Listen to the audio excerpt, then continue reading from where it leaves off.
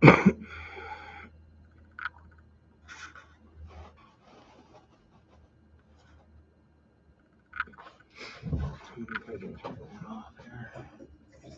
would help.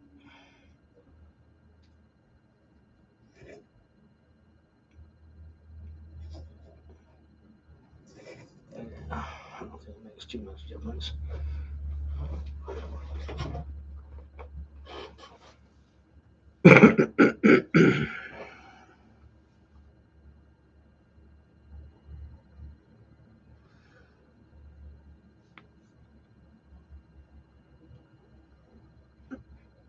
Test, test, test. Test, test. Test, 1, 2, 3. I'm not sure anybody can hear me or not.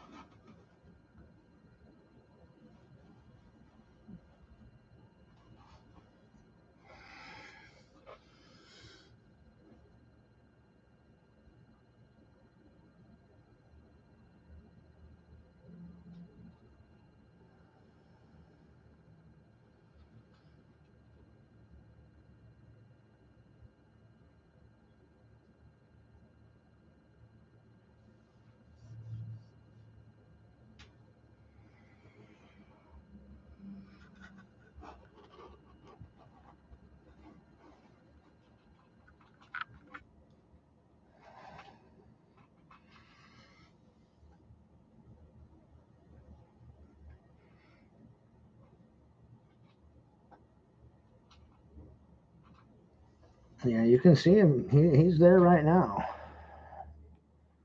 He goes all the way along this, all the way up around this. So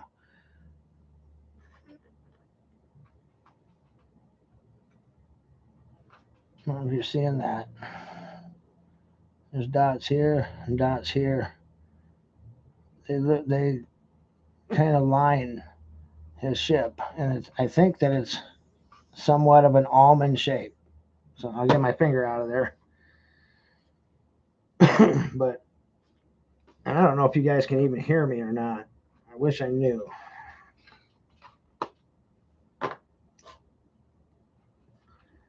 I can't tell. There's no way to tell.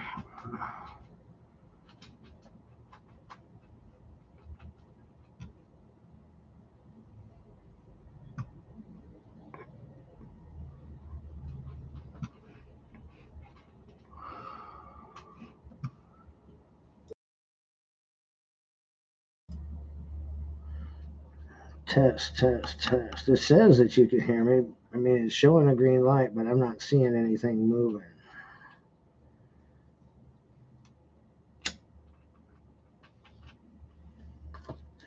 So I'm just not sure.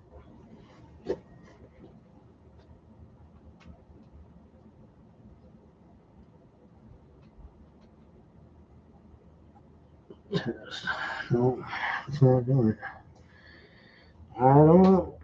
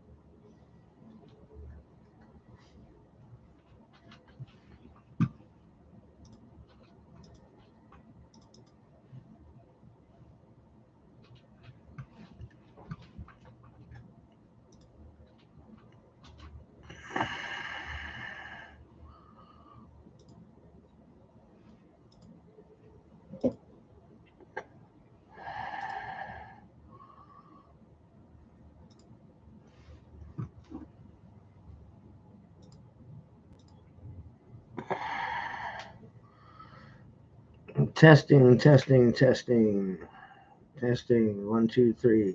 I'm not sure if anyone can hear me or not.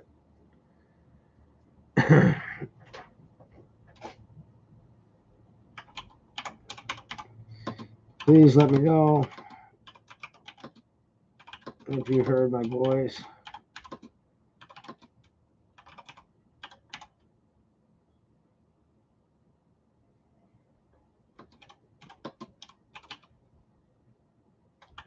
Oh.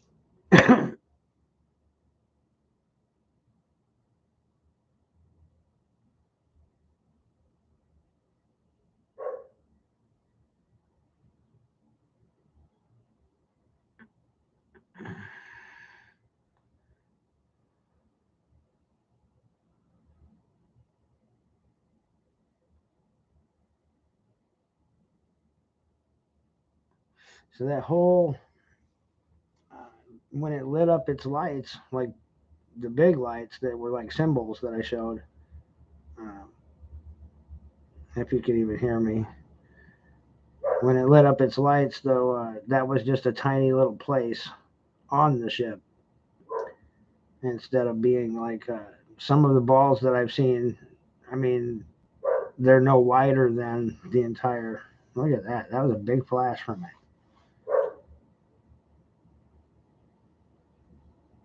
That's amazing. To me, it is absolutely amazing. I think that they're God's angels, that He sent 200 of them to watch over us. And it says in the Bible that angels are an advanced race that have powerful weaponry, is what it said. It said, so, and we know that in the Bible, it told us that on two separate occasions, angels came down. They looked like men, and the only reason they knew they were angels is because they had these weapons of, great power, which was a staff.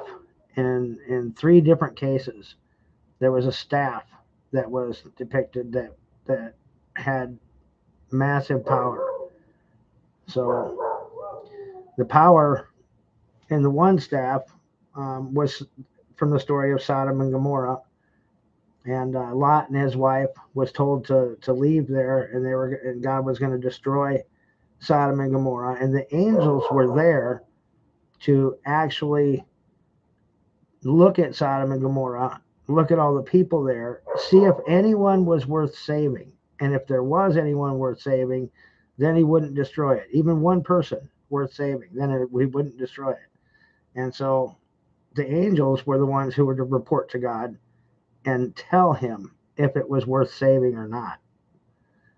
And so it wasn't in that case, and they told Lot to go ahead and leave, but the people rounded up and came up to his house first, wanted to. Well, that just kind of came from nowhere. He's not flashing the actual flash of 1 per second national light flash from airplanes. That's not. It should be 1 per second.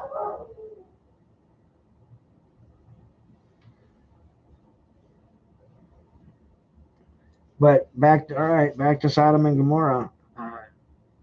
Nobody was worth saving. They said, okay, we'll stay here for the night, and that was customary. So He invited them in. They came in. There was 2 angels. They came in. They stayed overnight. The people from town heard that they were there. They wanted to force them down into the town to show them a good time, to let them see why the evil way was better than God's way, right? And they're going to force them. Well, they're trying to break down the door, and the angels tell Lot, get out of the way. We don't want you to get hurt. And so they stick out their staff, and it lights up with some power that blinded everybody out there. So young, old, short, tall, didn't matter. You were blinded, and it was enough that everybody got away. The angels and Lot and his wife, and of course Lot's wife on the way out looked back, and God told him, don't look back when you hear the destruction, or you'll be turned to a pillar of salt. And she did. She looked back because she had so many friends she was losing, right? But He said not to.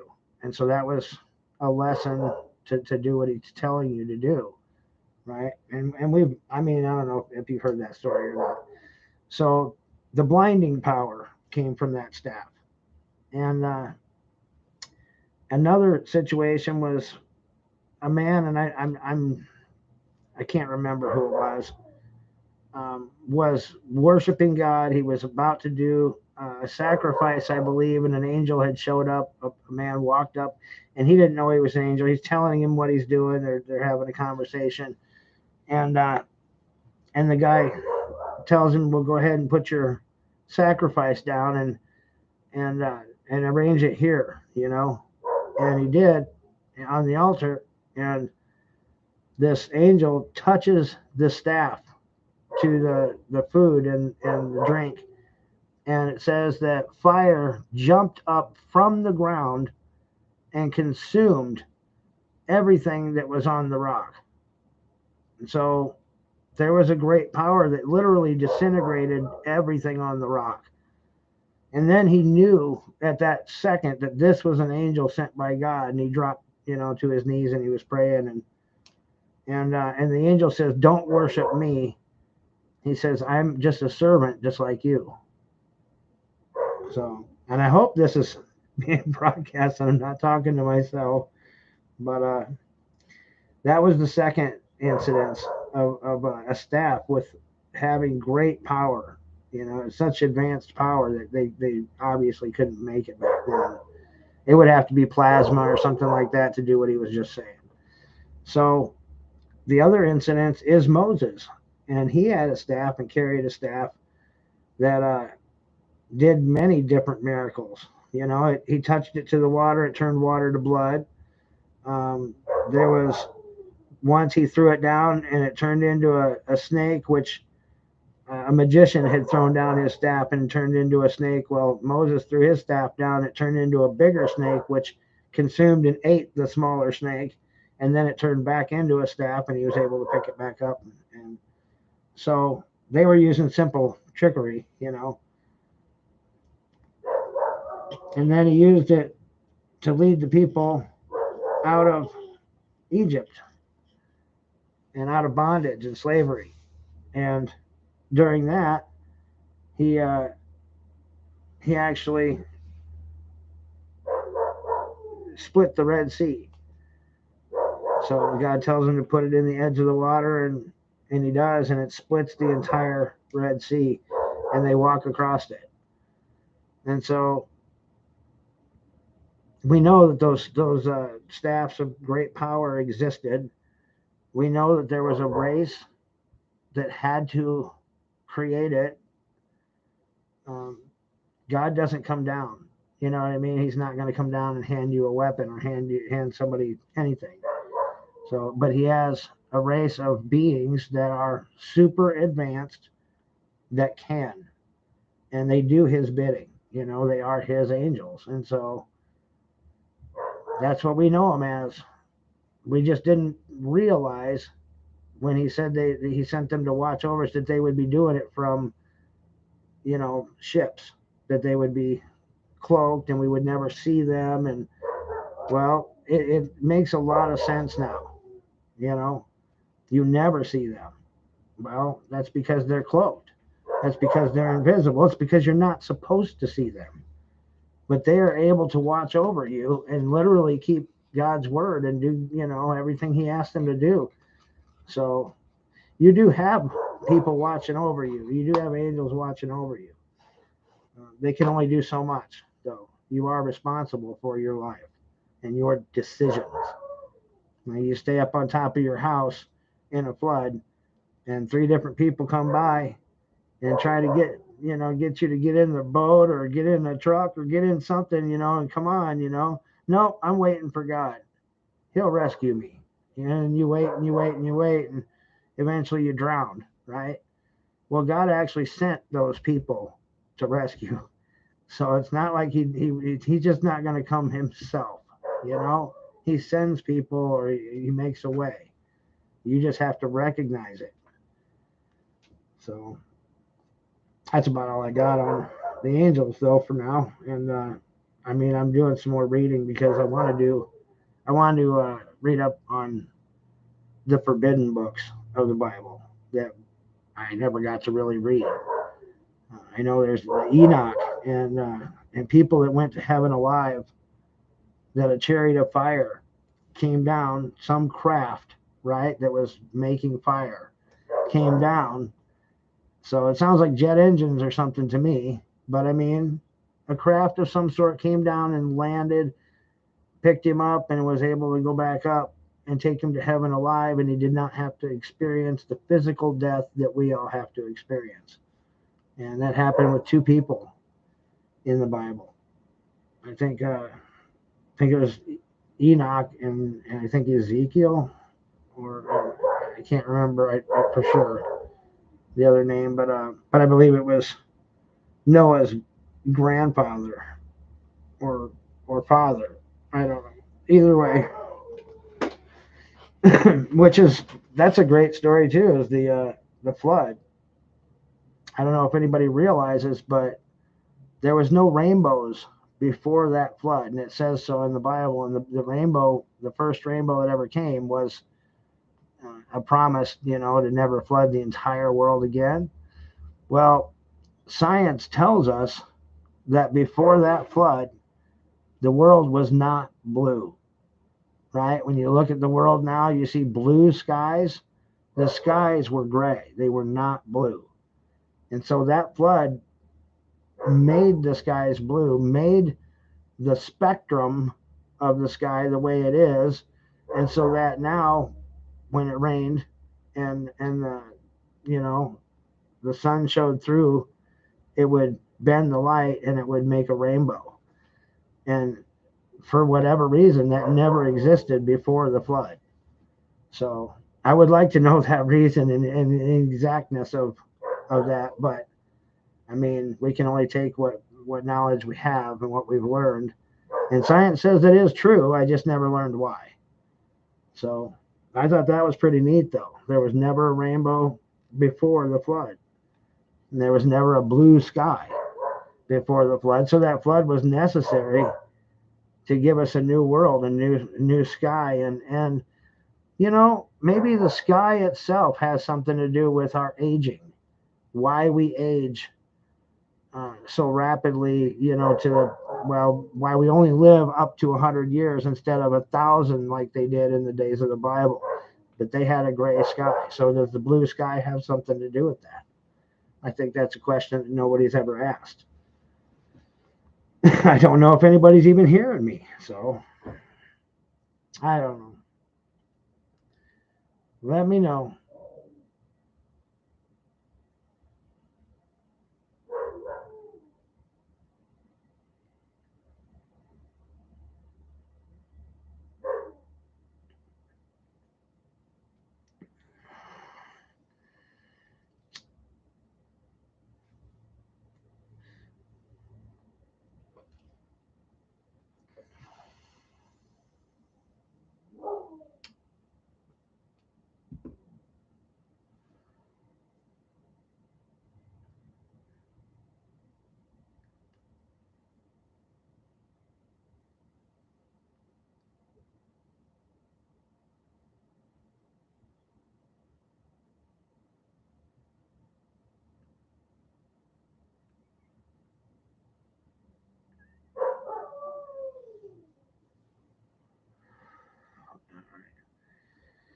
I think they locked the dog in the kennel, and I think she had to go to school. I'm gonna go ahead and cut this at 25 minutes, and I'll review it myself too, I guess, and see if I'm being heard. But if anybody's with me still, thank you for being with me. Thank you for watching. All right.